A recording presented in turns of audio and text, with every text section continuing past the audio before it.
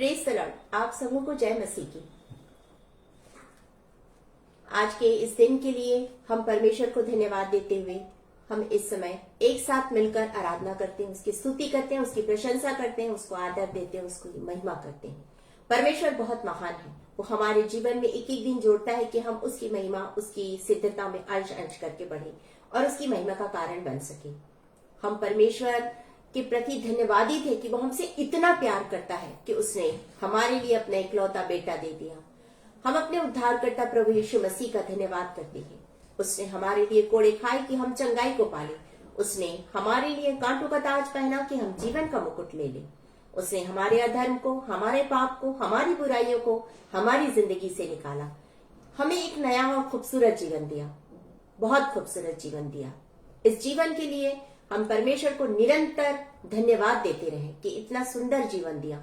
हमारे पास पड़ोस के लोगों के लिए धन्यवाद दे और विशेष रूप से अपने फैमिली के लिए हमें थैंकफुल रहना चाहिए, क्योंकि परमेश्वर ने हमें इतनी अच्छी, इतनी प्यारी फैमिली दी है।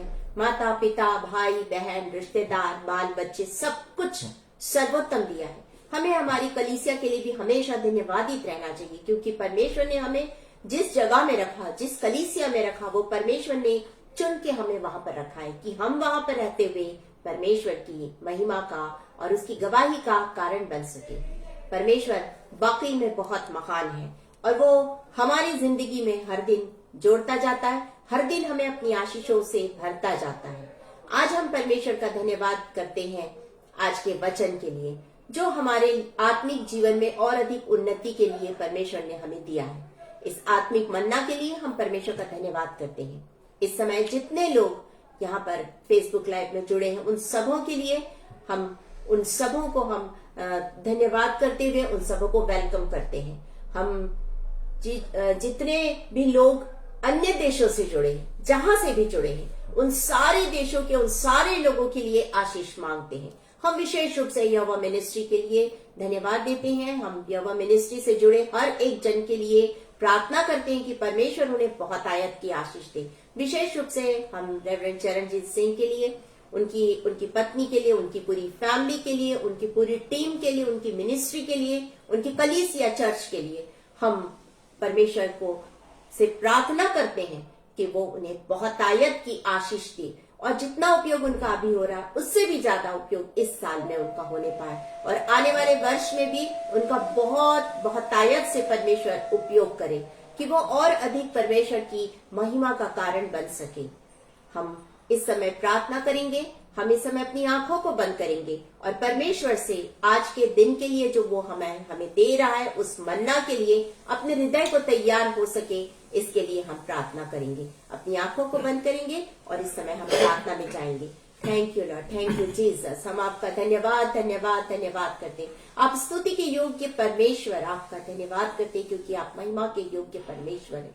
हम आपका धन्यवाद देते हैं महान परमेश्वर पिता। हम इस समय प्रार्थना करते हैं, जो भी आज हमसे आप बात करना चाहते हैं होने दीजिए कि उसके द्वारा हम आपकी गवाही का कारण बन सके। हम बहुत से लोगों को आपके राज्य में लाने वाले बन सके। आज जो आप हमें स्वर्गीय मन्ना दे रहे हैं, हम उसके लिए प्रार्थना करते हैं। इस वचन पर जब हम मनन कर रहे हैं, हमारे हृदयों को आप खोलिए कि आपके वचन का बीज बोया जा सके। परमेश्वर पिता, इस समय मैं अपने आप को शून्य करती हूँ। पवित्र आत्मा की सामर्थ्य मुझे भर दीजिए। एक एक शब्द आपकी ओर से हो, एक भी शब्द मेरी ओर से ना हो। धन्यवाद देते हैं प्रभु जी, आप हमारी प्रार्थना सुन रहे हैं। इस प्रार्थना को उद्धारकर्ता यीशु मसीह के नाम में होकर मांगते हैं। दया करके सुनिए और कृपा से ग्रहण कीजिए। आमीन आमीन। आप मेरे साथ निकाल लीजिए पहला कुरिन्थियों, 1 Corinthians चैप्टर 6 और उसके 17 वर्ष से 19 वर्ष तक मैं आपके लिए पढ़ रही हूं। यहां पर इस प्रकार लिखा है, और जो प्रभु की संगति में रहता है वह उसके साथ एक आत्मा हो जाता है। व्यभिचार से बचे रहो। जितने अन्य पाप मनुष्य करता है वे देह के बाहर है, परंतु व्यभिचार करने वाला अपनी ही देह के विरुद्ध पाप करता है।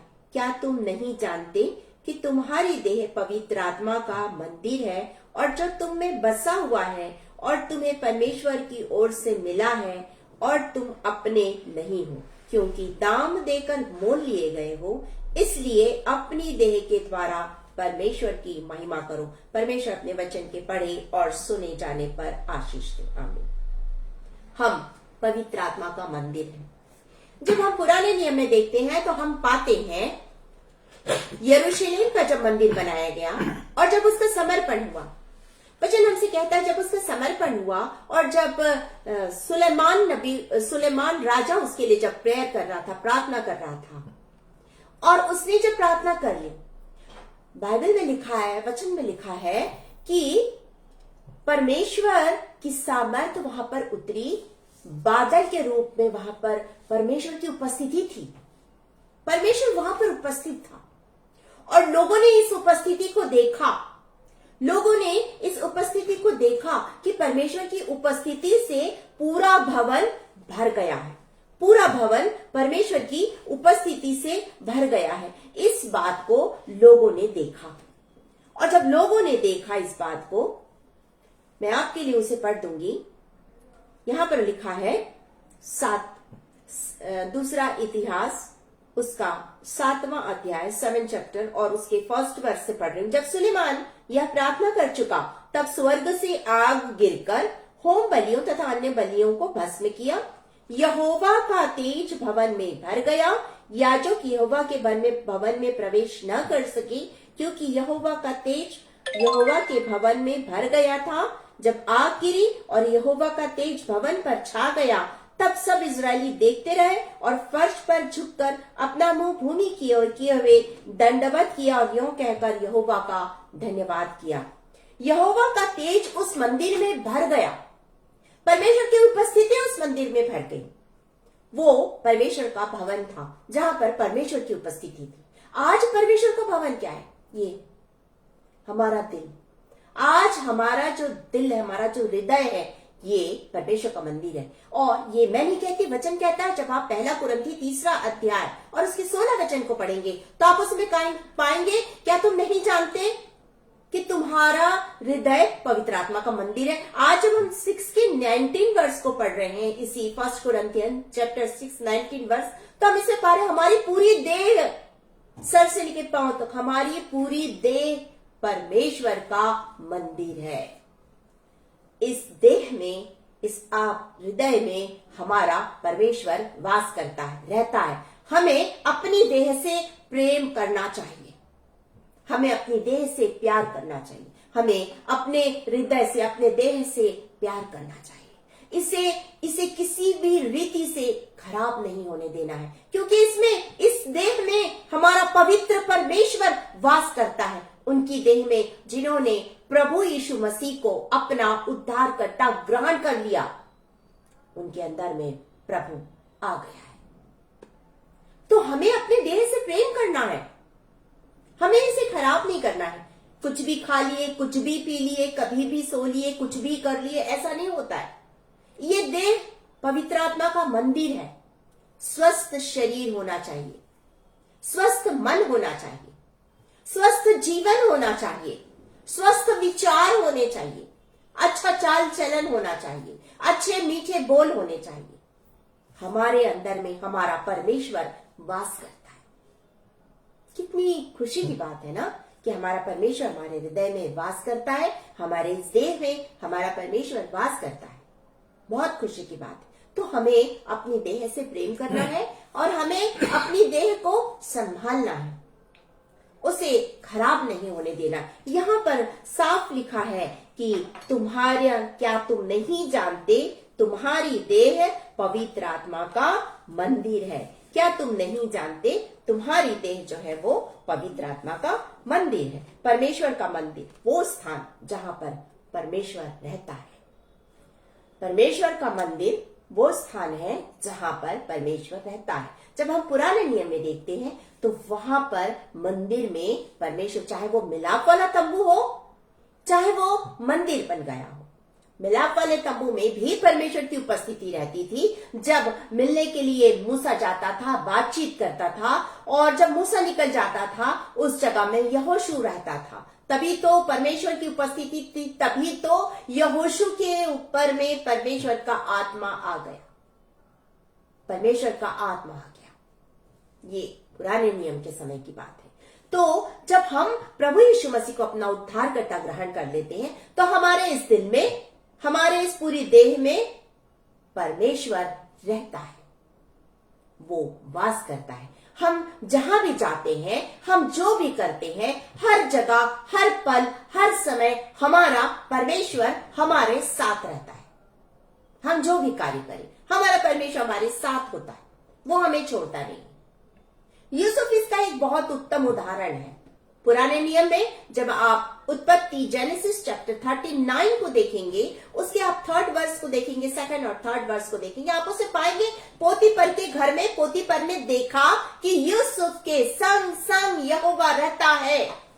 जब हम प्रभु यीशु मसीह को अपना उद्धार करता और मुक्तिदाता ग्रहण कर लेते हैं तो हमारे अंदर में प्रभु आ जाता है। हम जो भी सोचते हैं, हम जो भी करते हैं, हम जहां भी जाते हैं, हम जैसा भी जो भी करते हैं, हर जगह में हमारा प्रभु हमारे साथ रहता है। और एक चीज और ध्यान में रखिएगा, यदि उस वक्त हमें कोई छूता है, यदि उस वक्त हमें कोई नुकसान पहुंचाने की कोशिश करता है, तो इसका मतलब वो हमें नहीं, हमारे प्रभु को छूने की कोशिश करता है। वचन हमसे यही कहता है, प्रेरितों के काम, जब आप प्रेरितों के काम और उसके 9 चैप्टर, प्रेरितों के काम 9 चैप्टर और उसके 4 और 5 वर्ष को पढ़ेंगे तो आप उसमें पाएंगे पौलुस, जो शाऊल उस समय कहलाता था, और जब वो लोगों को पकड़ने के लिए उन्हें वो सताता था, शाऊल सताता था लोगों को, और जब उन्हें पकड़ने के लिए, उन्हें बंदी गृह में डालने के लिए दमिश्क की ओर जा रहा है, तो क्या हुआ, रास्ते में उसका एनकाउंटर हुआ यीशु मसीह के साथ। और यीशु मसीह ने उससे पूछा, हे शाऊल तू मुझे क्यों सताता है? क्या शाऊल यीशु मसीह को छू रहा था? नहीं, वो उसके लोगों को छू रहा था। मतलब कि लोगों जो यीशु मसीह को ग्रहण कर लिए, उनके अंदर में प्रभु यीशु मसीह रहता है। और जब शाऊल उन्हें छू रहा था, इसका मतलब ये है कि वो प्रभु को छू रहा था। तभी तो यीशु मसीह ने कहा उससे, शाऊल तू मुझे क्यों छूता, तू मुझे क्यों सताता है? शाऊल ने पूछा, तू कौन है प्रभु? अब कह रहा है प्रभु, मैं प्रभु यीशु मसीह, मैं यीशु मसीह हूं। जब आप प्रभु को ग्रहण कर लेते, प्रभु आपकी जिंदगी में आ जाता है। जब आप प्रभु को ग्रहण कर लेते, प्रभु आपके दिल में आ जाता है। जब आप प्रभु को ग्रहण कर लेते, आपके जीवन का स्वामी प्रभु बन जाता है। आपके जीवन का स्वामी प्रभु बन जाता है। एक व्यक्ति के बारे में मैं बीच में पढ़ रही थी। वो व्यक्ति बहुत अच्छा डांस करता था, बहुत अच्छा डांसर था, और उसने यीशु मसीह को ग्रहण कर लिया। और वो लोगों के साथ क्लब में, यहाँ वहां जहां भी पार्टी होती थी, वहां पर लड़कियां उसके साथ डांस करने के लिए बड़ी इच्छुक होती थी, क्योंकि वो बहुत अच्छा डांसर था, फेमस था, बहुत अच्छा व्यक्ति था। और जिस दिन उसने यीशु मसीह को ग्रहण कर लिया, उसके बाद वो किसी पार्टी में गया हुआ था, समारोह में, और वहां पर एक लड़की ने उसे बोला कि आइए मेरे साथ आप डांस कीजिए। उसने कहा, नहीं, मैं नहीं कर सकता हूं। उस लड़की ने पूछा, क्यों? अभी तक तो आप करते थे, अब क्यों नहीं कर सकते हैं डांस? उसने कहा, मेरे पास पैर नहीं है। आश्चर्य। उसने सोचा, हो सकता कोई एक्सीडेंट हुआ और वाकई इसके पास पैर नहीं हो। और उसके बाद में वो लड़की चली गई, और जब समारोह, पार्टी का समय खत्म हुआ और जाने लगे, तो वो आराम से चल के जा रहा। उस लड़की को रहा नहीं गया। उसने पूछा कि आपने मुझसे झूठ क्यों बोला कि आपके पास पैर नहीं? आपके पास तो पैर है, आप तो बहुत अच्छे से मेरे साथ नृत्य कर सकते थे। उसने कहा, नहीं, ये पैर, ये मेरी पूरी देह है, मेरे सिर से लेकर मेरे हाथ पांव, मेरा दिल, मेरा सारा शरीर प्रभु का है। मेरा सारा शरीर यीशु मसीह का है। और मैं इस तरह से फिल्मी गीतों पर या सांसारिक गीतों पर नृत्य नहीं कर सकता। मेरे पैर नहीं चलेंगे, क्योंकि अब इस पर प्रभु का नियंत्रण है। जब हम अपना जीवन प्रभु को दे देते हैं, उसका नियंत्रण हमारे पूरे शरीर में, जीवन में हो जाता है। उसका नियंत्रण हो जाता है, वो नियंत्रित करता है इसे। तभी तो मनुष्य क्षमा नहीं कर सकता, लेकिन जब प्रभु की उपस्थिति रहती है हमारे दिल में, हम क्षमा कर देते हैं, क्योंकि हम नहीं करते हैं, परंतु प्रभु जो हमारे अंदर में रहता है वो क्षमा कर देता है। और आज हमारा प्रभु चाहता है, जब ये मंदिर है, तो आज हमारा प्रभु चाहता है, पहली चीज कि ये मंदिर पवित्रता का स्थान बन जाए। ये मंदिर पवित्रता का स्थान बन जाए। उस समय में कुरंत में एक देवी का मंदिर होता था, जिसका नाम था डायना। डायना नाम की देवी का मंदिर था। वहां पर लोग अपनी बेटियों को अर्पित कर देते थे। वहां पर उनकी बेटियां रहती थी, कहा जाए तो देवदासी के समान वो वहां पर रहती थी। और वहां पर व्यभिचार जैसा पाप होता था उस मंदिर में। तभी तो यहां पर जब हम इसे पढ़ रहे हैं, इसके 18 वचन में लिखा हुआ है, व्यभिचार से बचे रहो। जितने अन्य पाप मनुष्य करता वे देह के बाहर है, परंतु व्यभिचार करने वाला अपनी देह के विरुद्ध पाप करता है। तभी यहां पर कह रहा हूं, वहां पर ये पाप होता था। वो महानगर था और बहुत फैशन वाला नगर था और वहां पर बहुत सी बुराइयां थी। उसमें से एक बुराई ये भी थी, ये भी एक बुराई थी। आज हमारा परमेश्वर चाहता है कि ये हमारी देह पवित्र आत्मा का मंदिर बन जाए, क्योंकि इसमें उसे वास करना, हमारा प्रभु इसमें वास करना चाहता। ये है वो मंदिर जिसमें वो वास करना चाहता है। इसे पवित्र होना आवश्यक है, इसे पवित्र होना आवश्यक है। जब आप लेवी व्यवस्था की पुस्तक और उसके 10वें अध्याय, मैं आपके लिए पढ़ देती हूं। लेवी व्यवस्था की पुस्तक उसके 10वें अध्याय को जब आप निकालेंगे, उसके 10 अध्याय के पहले वचन से 3 वचन तक जब आप पढ़ेंगे, आप उसमें इसके बारे में पाएंगे। लेवी व्यवस्था की पुस्तक के 10वें अध्याय में आप इस बारे में पाएंगे। अबीहू नादाब नाम के 2 व्यक्ति थे। एलियाजर के 2 बेटे थे जिनका नाम था अबीहू और नादाब। इन्होंने एक वहां पर पाप किया। मैं आपके लिए पढ़ देती हूं पहले वचन से। तब नादाब और अबीहू नामक हारून के 2 पुत्रों ने अपना धूप दान लिया और उसमें आग भरी और उसमें धूप डालकर उस ऊपरी आग को, जिसकी आज्ञा यहोवा ने नहीं दी थी, यहोवा के सम्मुख अर्पित किया। जिस चीज की आज्ञा नहीं दी, तब यहोवा के सम्मुख से आग निकली और उन दोनों को भस्म कर दिया और वे यहोवा के सामने मर गए। तब मूसा ने हारून से कहा, यह वही बात है जिसे यहोवा ने कहा था कि जो मेरे समीप आए अवश्य है कि वह मुझे पवित्र जाने और सारी जनता के सामने मेरी महिमा करे। पवित्र जाने। और इसके 8 से 11 वचन में लिखा है, फिर यहोवा ने हारून से कहा, जब तू या तेरे पुत्र मिलाप वाले तंबू में आए, तब तुम में से कोई न तो दाख मधु पिए हो और न किसी प्रकार का मद्य, कहीं ऐसा न हो कि तुम मर जाओ और तुम्हारी पीढ़ी में यह विधि प्रचलित रहे, जिससे तुम पवित्र और अपवित्र में, शुद्ध और अशुद्ध में अंतर कर सको और इजरायलियों को उन सब विधियों को सिखा सको जिसे यहोवा ने मूसा के द्वारा उनको बता दी है। तो हमारा परमेश्वर चाहता है पवित्र रहे। अबीहू और नादाब, जो हारून के 4 बेटों में से 2 बेटे थे, इन्होंने क्या किया? वहां पर परमेश्वर ने मना किया। इन्होंने निश्चित रूप से ऐसा कोई पाप किया है और उस पाप के साथ ये उस मंदिर में, उस भवन में जहां पर परमेश्वर की उपस्थिति थी, वहां पर जाकर वो बलिदान चढ़ा रहे हैं और उन्हें दंड मिला, वे दंडित हुए वहां पर। आज ऐसा नहीं है। आज हमारा प्रभु हमारे लिए खड़ा रहता है। इसका मतलब ये कतई नहीं कि हम पाप करते रहे,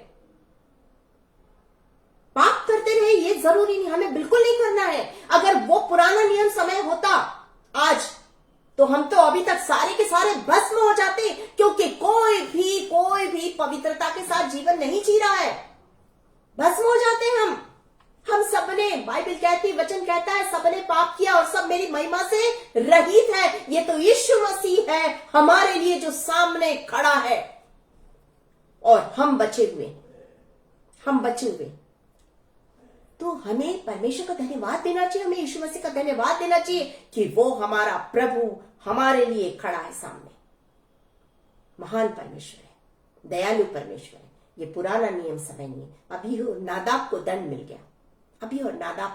गया। बाइबल हमसे कहती माफ कीजिएगा, वचन हमसे कहता है, लेवी व्यवस्था की पुस्तक और उसके 19 अध्याय को जब आप पढ़ें, 19 अध्याय के पहले वचन को पढ़ेंगे। मैं आपके लिए पढ़ देती हूँ। यहाँ पर पहले और दूसरे वचन को यहाँ पर लिखा है, फिर यहोवा ने मूसा से कहा, इजराइलियों को की सारी मंडली से कह कि तुम पवित्र बने रहो, क्योंकि मैं तुम्हारा परमेश्वर यहोवा पवित्र हूं। ये पुराने नियम में परमेश्वर ने कहा, नए नियम में भी इसी बात को कहा है प्रभु ने। जब आप पहला पतरस और उसके पहले अध्याय और उसके 15 वचन को पढ़ेंगे, 15 और 16 वचन को जब आप पढ़ेंगे इन्हीं बातों को पाएंगे। वहां पर 16 वचन में कहता है परमेश्वर कहता है, वहां पर पतरस लिख रहा है, पवित्र बनो जैसा तुम्हारा बुलाने वाला पवित्र है, वैसे तुम पवित्र बनो। जब तुम पवित्र बनोगे, अपने आप को परमेश्वर के हाथ में सौंप दोगे, प्रभु मैं तो अपवित्र हूं, अशुद्ध हूं, खराब हूं, तू मुझे धो दे, तू मुझे शुद्ध कर दे, तू मुझे पवित्र कर दे। हमारा परमेश्वर, महान परमेश्वर यीशु मसीह के लहू से हमें धो के शुद्ध और पवित्र कर देगा, और तब हमारे इस दिल में, हमारे इस पूरे देह में हमारा परमेश्वर वास करेगा। हालेलुया! कितना महान परमेश्वर है जो हमारे दिल में वास करना चाहता है। उसे कोई ईंट और पत्थर का मंदिर नहीं चाहिए, उसे चाहिए मेरा दिल, उसे चाहिए मेरा दिल, उसे चाहिए आपका दिल, उसे चाहिए ये पूरी देह, उसे चाहिए आपकी पूरी देह। इसे पवित्र करना है। इसे मैं और आप पवित्र नहीं कर सकते, लेकिन हम पश्चातापी हृदय के साथ जब हम परमेश्वर के पास जाते हैं, अपने अपने पापों को मानते हैं, वो हमारे पापों को हमारी जिंदगी से दूर करता है। यीशु मसीह ने मेरे और आपके लिए ही तो क्रूस पर जान दी है। उसने मेरे और आपके पापों को उठाया है, अधर्म को, बुराई को, पाप को, सब कुछ हमारी जिंदगी से निकाला और उस क्रूस की मृत्यु को मेरे और आपके लिए सह लिया कि मैं और आप उसके बहाए हुए लहू से पवित्र हो जाए। वो इसीलिए तो आया, हमारा उद्धार करता प्रभु इसीलिए तो आया कि मैं और आप पवित्र हो जाए। आज वो आपको और मुझे पवित्र करना चाहता है। आज वो चाहता है कि हम पवित्र हो जाए, और हम पवित्र तब होंगे जब अपने आप को प्रभु के हाथ में सौंपेंगे। तो तब हमारी पूरी देह पवित्र आत्मा का स्थान बन जाएगा, हमारा पूरा हृदय पवित्र आत्मा का स्थान बन जाएगा। आज हमारा परमेश्वर चाहता है कि हम उसी तरह पवित्र आत्मा का स्थान बन जाए, हम पवित्र आत्मा का स्थान बन जाए। दूसरी चीज हमारा परमेश्वर चाहता है हमारी जिंदगी में, पहली चीज पवित्र आत्मा का स्थान, दूसरी चीज हमारा परमेश्वर चाहता है हमारी पूरी देह प्रार्थना का, स्तुति का, आराधना का स्थान बन जाए। हमारी पूरी देह प्रार्थना का, स्तुति का और आराधना का स्थान बन जाए, जहां पर वो रहे, जहां से हम प्रार्थना करें और लोग प्रार्थना को, हमारी प्रार्थना परमेश्वर के पास तक सुगंधदायक द्रव्य के समान पहुंचे और वो पूरी हो जाए।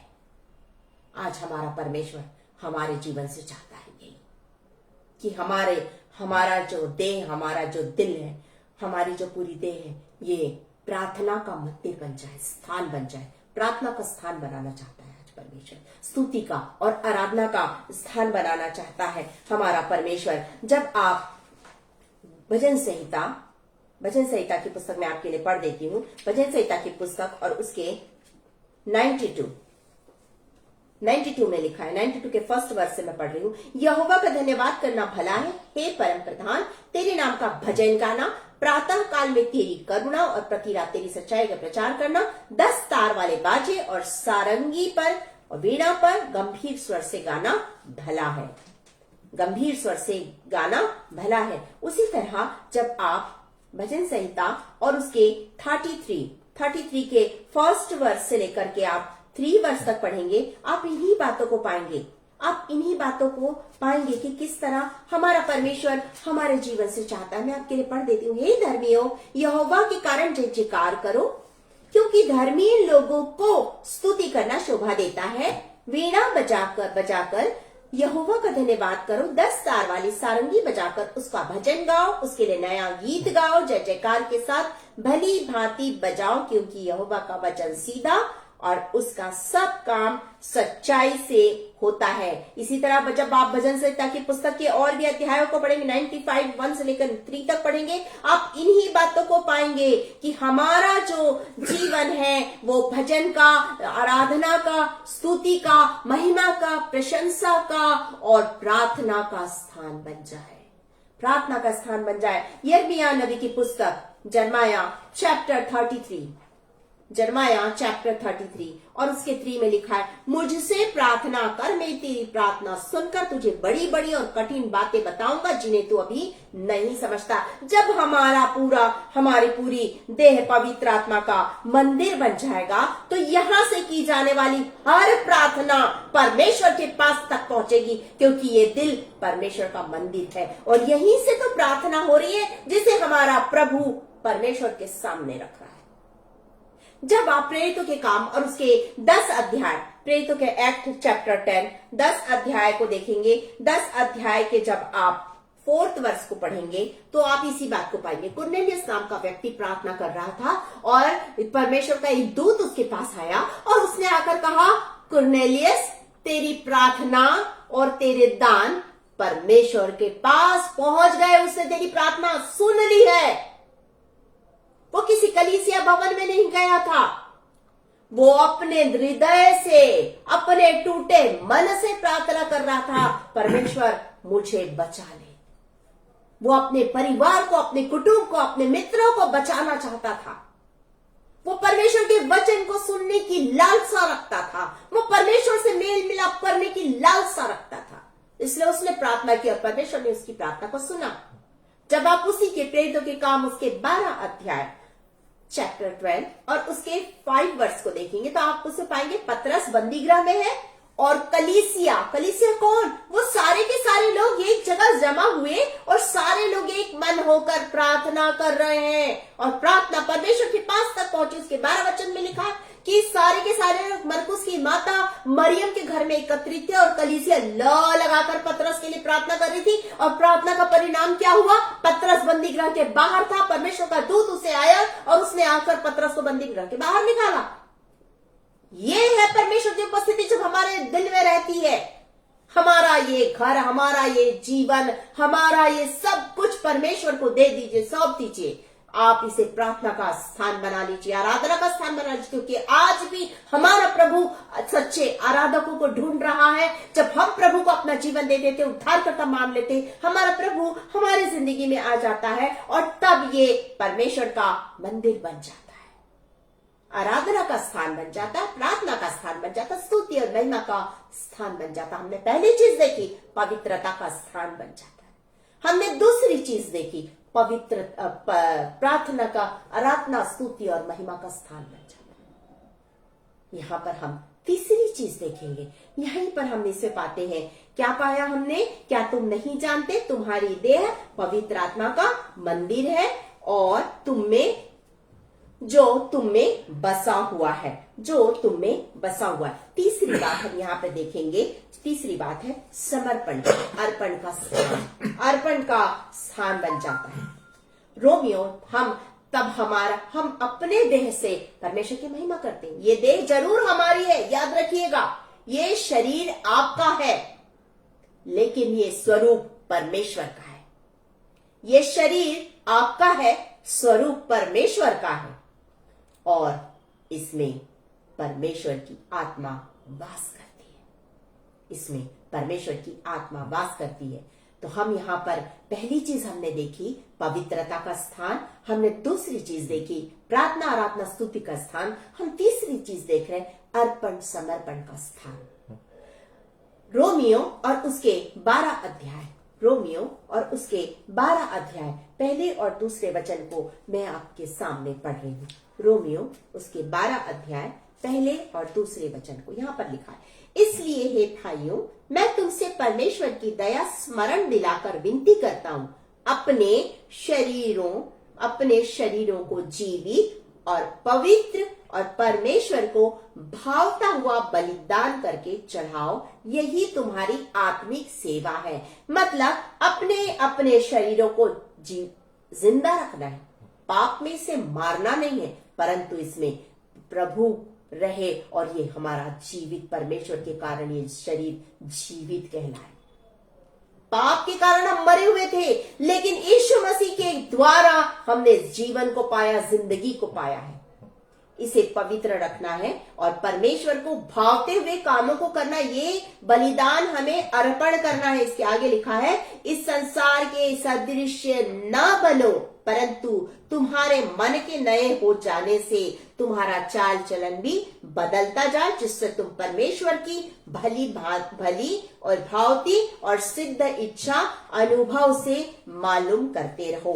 हमें अपने आप को जब हम प्रभु के हाथ में सौंप दे देते हैं, बलिदान के लिए चढ़ा देते हैं, हमारी ये देह पवित्र आत्मा का मंदिर बन जाता है और हम अपने इस जीवन का बलिदान प्रभु को दे देते हैं। प्रभु, इसे तू अपने लिए इस्तेमाल कर, ये मेरा नहीं है, ये सब कुछ तेरा है। ये सब कुछ तेरा है। हमें अपना जीवन प्रभु के हाथ में सौंपना है, हमें अपना जीवन परमेश्वर के हाथ में देना है, उसको समर्पण करना है अपने जीवन का। जब हमारे बच्चे छोटे होते हैं, जब जन्म लेते हैं और हम उन्हें कलीसिया भवन में लेके जाते हैं, चर्च में लेके जाते हैं, परमेश्वर की वेदी के पास लेके जाते हैं और उनका अर्पण करते हैं।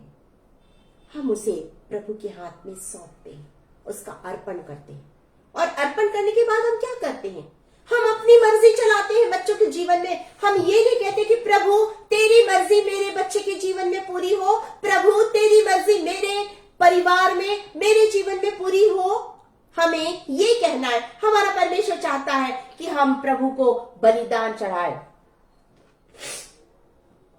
हमारा परमेश्वर चाहता है हम अपने शरीरों को पवित्र रखें, हम अपने जीवन को पवित्र रखें, हम अपने सोच विचारों को पवित्र रखें और हम प्रभु को अपने जीवन का बलिदान चढ़ाएं और प्रभु को दे दें। प्रभु ये जीवन, ये तन, ये मन, ये सब कुछ तेरा है, मेरा कुछ नहीं है। कोई सोच नहीं, कोई विचार नहीं, क्योंकि मनुष्य गलत सोचता है, लेकिन परमेश्वर सर्वोत्तम सोचने वाला परमेश्वर, उसकी कल्पनाएं हमारे लिए भलाई की होती है, वो सबसे अच्छा सोचता है हमारे लिए। तो हमें परमेश्वर को सोचने देना है ना। परमेश्वर हमारी जिंदगी का फैसला करेगा, हम नहीं। जब हमने प्रभु को अपना जीवन दे दिया तो हमें उसे फैसला करने देना है। और वचन में हमने अभी पढ़ा, इस संसार के सदृश नहीं बनना है। जैसा ये संसार है वैसे हमें नहीं बनना। हमें इस संसार से परमेश्वर ने चुन के अलग किया है। हम अलग किए हुए लोग हैं, हम चुने हुए लोग हैं, हम बुलाए हुए लोग हैं। तो हम अपने बुलाए जाने को पूर्ण करें, उस बुलाहट को पवित्रता के साथ में हम पूरा करें, क्योंकि हम चुने हुए, हम बुलाए हुए लोग हैं। परमेश्वर की ये दया है, ये उसकी करुणा है कि उसने मुझे और आपको चुना है। ये उसकी दया और उसकी करुणा है कि हम चुने हुए लोग हैं। इफिशियंस चैप्टर 4,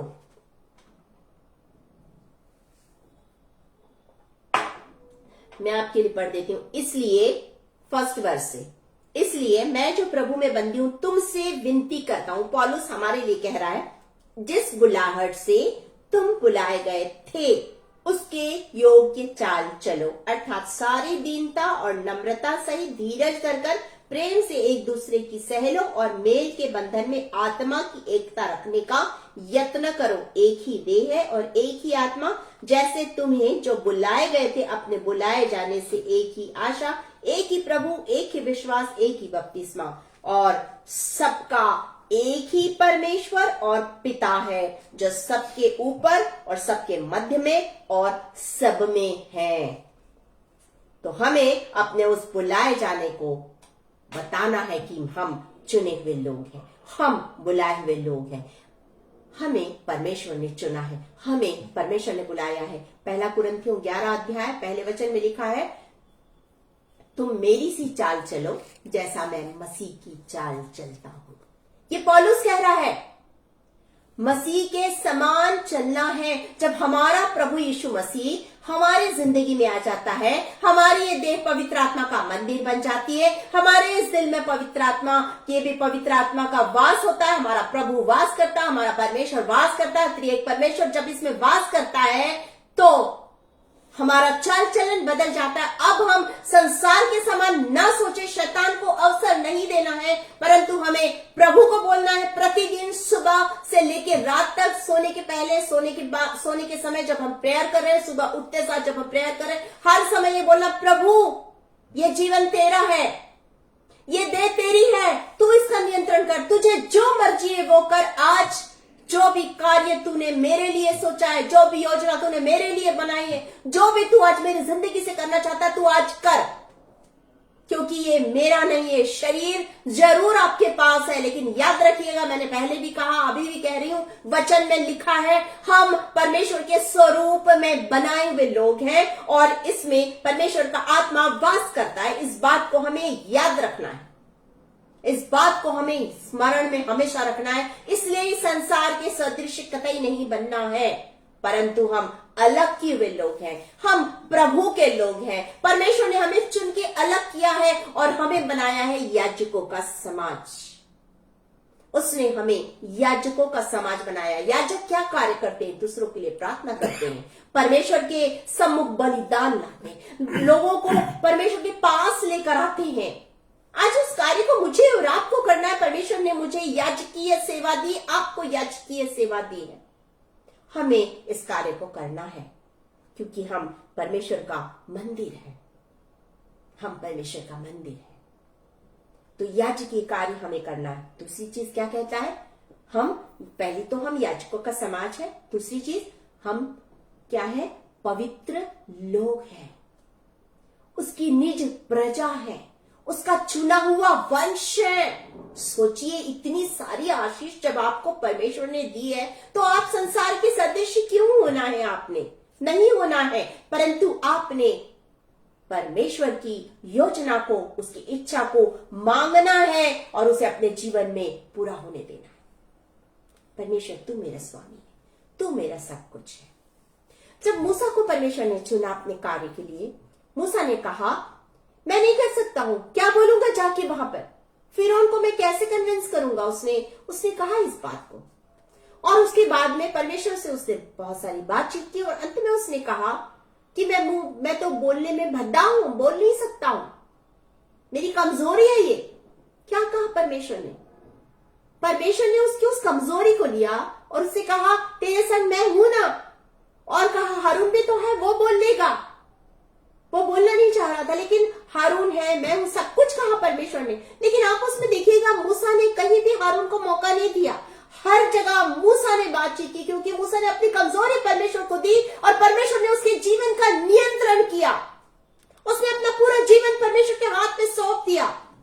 मूसा जो परमेश्वर से आमने सामने बात करता था, जब आप गिनते उसके 12 अध्याय को पढ़ेंगे, 12 अध्याय के 7-8 वचन को पढ़ेंगे, आप उसे पाएंगे परमेश्वर कह रहा है कि मूसा मेरा चुना हुआ वो दास है जिससे मैं आमने सामने बात करता हूं, वो चुना हुआ है। तो सोचिए जरा, कितनी खूबसूरत बात है। जब हम अपना जीवन प्रभु को दे देते हैं, प्रभु हमारे जीवन का नियंत्रण करता है, प्रभु हमारे जीवन का उपयोग करता है, अपने लिए इस्तेमाल का पात्र बना देता है। पौलुस ने अपने आप को प्रभु के हाथ में सौंप दिया। शाऊल जब वो कहलाता था, बाइबल हमसे कहती है, जब आप प्रेरितों के काम उसके 9 अध्याय को आप पढ़ेंगे, 15 वर्ष को पढ़ेंगे, तो आप उसे पाएंगे कि परमेश्वर शाऊल के लिए कह रहा है ये मेरा चुना हुआ पात्र है और मैं इसे बताऊंगा किस तरह से दुख उठाना है। परमेश्वर ने हर एक को चुना है अपना पात्र बनाने के लिए। वो हमारे पूरे शरीर का वो कुम्हार है और मैं और आप मिट्टी है जिसका वो इस्तेमाल करना चाहता है। एक खूबसूरत पात्र के रूप में अपने भवन में हमें रखना चाहता है, अपने भवन में हमें रखना चाहता है। वो चाहता है हम उसके भवन में रहें, वो चाहता है हम उसका उपयोगी पात्र बने, वो चाहता है हम उसकी निज प्रजा बने, वो चाहता है हम उसकी संतान बन जाए, वो चाहता है कि हम याजकों का समाज बन जाए।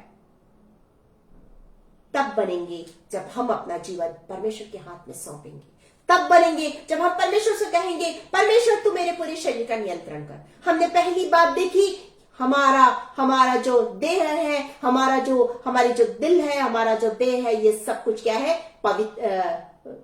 पवित्रता का स्थान है। हमने दूसरी चीज देखी, प्रार्थना का, आराधना का, स्तुति का स्थान है। हमने तीसरी चीज यहां पर देखी, जो अभी हम देख रहे हैं, हमने तीसरी चीज देखी, ये समर्पण अर्पण का स्थान है। हम यहां चौथी चीज देख रहे हैं, फोर्थ, ये प्रचार का स्थान है। आप मेरे साथ निकालिए भजन संहिता 92 का 2, भजन संहिता 92 और उसका 2 मैं आपके लिए पढ़ देती हूं। यहां पर लिखा है भजन संहिता 92 के 2 में, प्रातः काल को तेरी करुणा और प्रति रात तेरी सच्चाई का प्रचार करना। परमेश्वर के सच्चाई का प्रचार कौन करेगा? मार्ग, सत्य और जीवन कौन है? ये कौन बताएगा? मार्ग, सत्य और जीवन हमारा प्रभु है। ये मुझे और आपको बताना है। सत्य तुम्हें स्वतंत्र करेगा। ये सत्य कौन है? हमारा प्रभु यीशु मसीह है, जो स्वतंत्र करने के लिए इस संसार में आया। कौन बताएगा? आप और मैं बताएंगे। हम बताएंगे कि हमारा प्रभु किस तरह हमें स्वतंत्र करता है।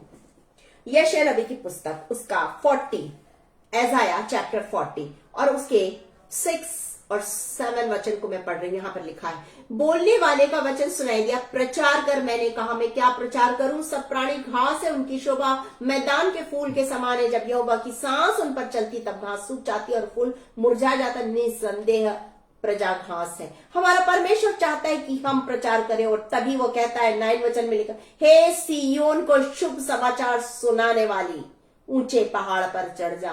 हे यरूशलेम को शुभ समाचार सुनाने वाली, बहुत ऊंचे शब्द से सुना, मत डर। यहूदा के नगरों से कह, अपने परमेश्वर को देखो प्रभु यहोवा सामर्थ दिखाता हुआ आ रहा है। ये कौन प्रचार करेगा? कि हमारा यीशु मसीह सामर्थ दिखाते हुए आ रहा है, बादलों पर आने वाला है। अपने आप को तैयार करो। ये प्रचार मैं और आप करेंगे, अपने जीवन की गवाही के द्वारा हम प्रचार करेंगे। यहाँ पर आगे लिखा है, वो अपने भुजबल से प्रभुता करेगा। देखो, जो मजदूरी देने की है वह उसके पास है, और जो बदला देने का है वह उसके हाथ में है। वह चरवाहे के समान अपने झुंड को चराएगा। वह भेड़ों के बच्चों को अंकवार में लिए रहेगा और दूध पिलाने वालियों को धीरे धीरे ले चलेगा। ये प्रचार कौन करेगा? कि हमारा प्रभु परमेश्वर, फिर से हमारा यीशु मसीह आने वाला है, इसलिए तैयार हो जाओ। ये प्रचार करेंगे आप, ये प्रचार करूंगी मैं, हम प्रचार करेंगे। यशायाह नबी की पुस्तक उसके 45 और उसके 21 में लिखा है, तुम प्रचार करो और उनको लाओ। हाँ, वे आपस में सम्मति करें कि किसने प्राचीन काल से प्रकट किया, किसने प्राचीन काल में इसकी सूचना पहले ही से दी। क्या मैं यहोवा ही ने यह नहीं किया? इसलिए मुझे छोड़ कोई और दूसरा परमेश्वर नहीं है। धर्मी और उद्धार करता परमेश्वर मुझे छोड़ और कोई नहीं है। ये प्रचार करना है मुझे और आपको, अन्य जातियों के बीच में लोगों को बताना है कि सिर्फ एक ही उद्धार करता है। लोग आज भी उद्धारकर्ता को ढूंढ रहे हैं, उन्हें आज भी उद्धारकर्ता नहीं मिला है। आज भी वो उद्धारकर्ता को ढूंढ रहे हैं। उद्धारकर्ता किसके पास है? मेरे पास है, आपके पास है। वचन में लिखा है हमारे पास है उद्धारकर्ता। तो कौन बताएगा? आप बताएंगे और मैं बताएंगे। उद्धार की इस कथा को लोगों के बीच में मुझे और आपको लेके जाना है। पौलुस की तरह हमें भी गवाह बनना है, प्रचार करना है, लोगों को बताना है। परमेश्वर के पास लोगों को खींच के लाना है। यहाँ हमने वचन में पढ़ा, लोगों को उनको लाओ। कौन लाएगा? आप लाएंगे और मैं लाऊंगी। हमें उन्हें परमेश्वर के पास अपने जीवन की इस गवाही के द्वारा कि मेरे दिल में प्रभु रहता है, मेरे इस जीवन में प्रभु रहता है, इसे मैं कतई अशुद्ध नहीं करूंगा। दानियल के समान डट के खड़े रहना है कि हम अपने आप को अशुद्ध नहीं करेंगे। दानियल नबी की पुस्तक और उसके पहले अध्याय के 8 वचन में लिखा हुआ है, उसी के बारे में दानियल ने कहा कि मैं अपने आप को यहाँ के भोजन को खाकर अपने आप को अशुद्ध नहीं करूंगा। इस सांसारिकता में पढ़कर मुझे और आपको अशुद्ध नहीं होना। इसलिए तो वचन हमसे कहता है, रोमियो उसके 12 अध्याय के 2 वचन में लिखा है, संसार के सदृश न बनो, परंतु तुम्हारा संसार से चाल चलन तुम्हारा बदलता जाए, क्योंकि तुम प्रभु में नए हो गए हो। इसलिए तुम्हारा चाल चलन बदल जाए, क्योंकि इस दिल में अब प्रभु वास करता है। अब वो तुम्हारे मुख से होकर बोलेगा। तुम्हें बोलने की जरूरत नहीं है, तुम्हें कुछ करने की जरूरत है। जो भी करना है प्रभु करेगा तुम्हारी जिंदगी के लिए। इसलिए मत सोचो हम क्या खाएंगे, क्या पिएंगे, कहां रहेंगे। वो है चिंता करने वाला परमेश्वर। वो आपकी चिंता करेगा, वो मेरी चिंता करता है, वो आपकी भी चिंता करेगा। मैं नहीं सोचती क्या खाना है, क्या पीना है, कहां सोना है, क्योंकि मैं जानती हूं God is good all the time. God is good. आज आपसे कह रही हूं, उस पर विश्वास रखो और कहो God is good all the time. वो हर समय आपके लिए भला पिता है। वो आपके लिए सर्वोत्तम सोचता है, वो आपके लिए सर्वोत्तम करता है। जो आप सोच भी नहीं सकते, जो आप कर भी नहीं सकते, ऐसा वो कार्य करता है। पौलुस ने अपने जीवन की गवाही के द्वारा लोगों को बताया कि वो उद्धार के बारे में बताते हैं। वो उद्धार के बारे में बताता है। प्रेरितों के काम और उसके 16 अध्याय, प्रेरितों के काम उसके 16 अध्याय को जब आप देखेंगे, आप उसमें पाएंगे पौलुस के बारे में। 16 अध्याय के 17 वचन में लिखा है, एक भावी कहने वाली स्त्री जो उसके पीछे पीछे जा रही थी, और वो चिल्लाते, वो दुष्ट आत्मा से ग्रसित थी और वो चिल्लाते हुए जा रही थी पौलुस के पीछे पीछे। क्या चिल्ला रही है वो? क्योंकि पौलुस के जीवन से उसे पता है कि वो एक प्रचार करने वाला, परमेश्वर के बारे में बताने वाला। 17 वर्ष मैं आपके लिए पढ़ रही हूं। वो पौलुस के और हमारे पीछे आकर चिल्लाने लगी, ये मनुष्य परम प्रधान परमेश्वर के दास हैं जो हमें उद्धार के मार्ग की कथा सुनाते हैं। क्या ये गवाही मेरी और आपके लिए है? हम पवित्रता का स्थान, हम प्रार्थना, आराधना, स्तुति का स्थान, हम समर्पण और अर्पण का स्थान, हम प्रार्थना और गवाही का स्थान बने यदि हम प्रभु को उतना उद्धार करता ग्रहण किए। हमारी ये देह पवित्र आत्मा का मंदिर है।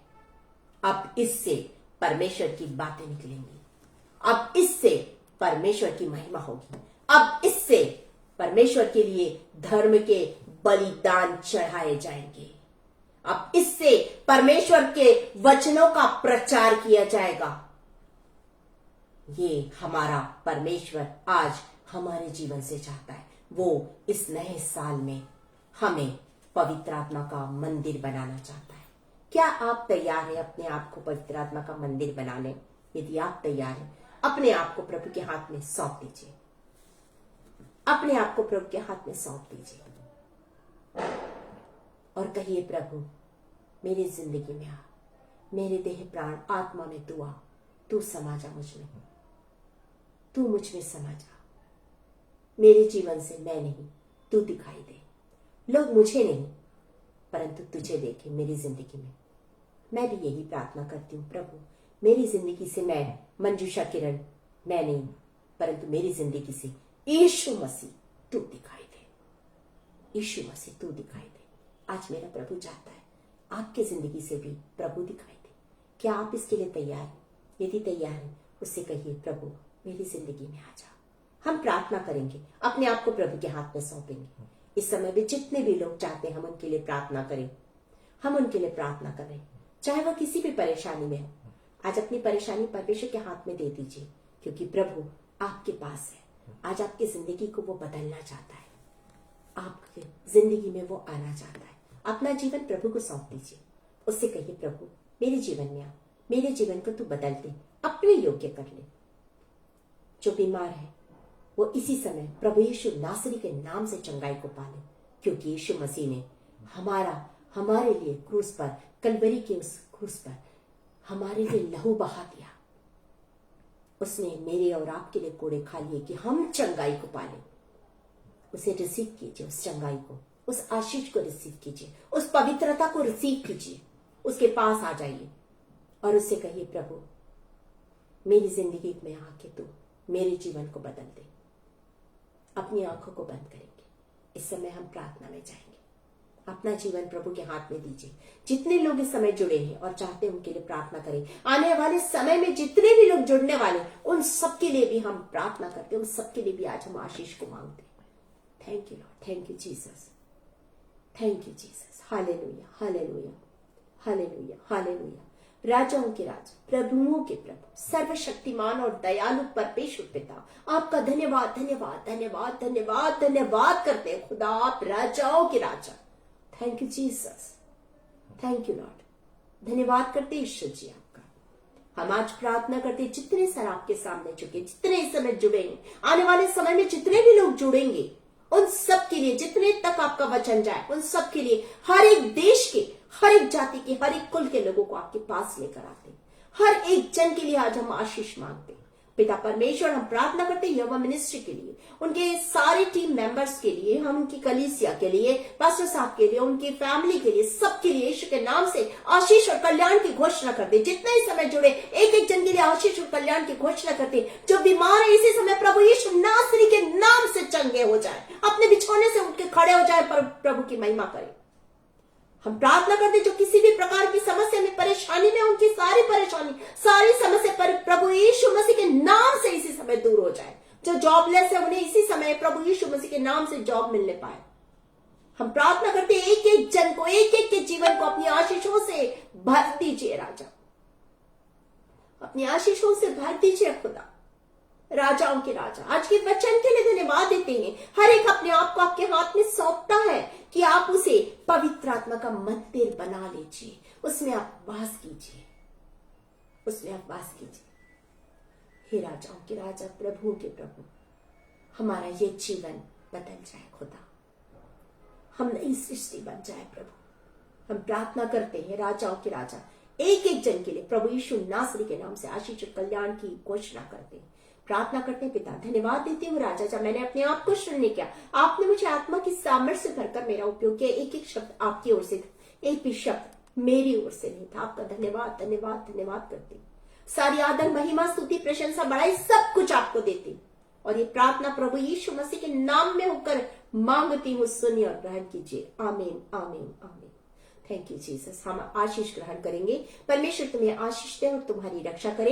परमेश्वर अपने मुख का प्रकाश तुम पर चमकाए और तुम्हें शांति दे। अब हमारे उद्धारकर्ता प्रभु यीशु मसीह का अनुग्रह, परमेश्वर पिता का प्रेम और पवित्र आत्मा की संगति और सहभागिता अब से लेकर यीशु मसीह के दोबारा आगमन तक आप सबों पर बनी रहे। आमीन। एक बार फिर से आप सबों को जय मसीह की। Praise the Lord. God bless you.